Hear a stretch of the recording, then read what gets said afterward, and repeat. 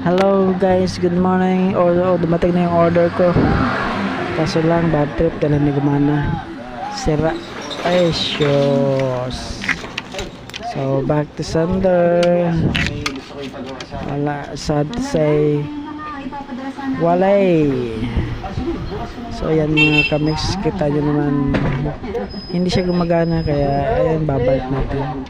So, tinatry kong i-voltage reading siya. Pero sa kasamaang palad ay walang lumalabas na kuryente sa kanyang output.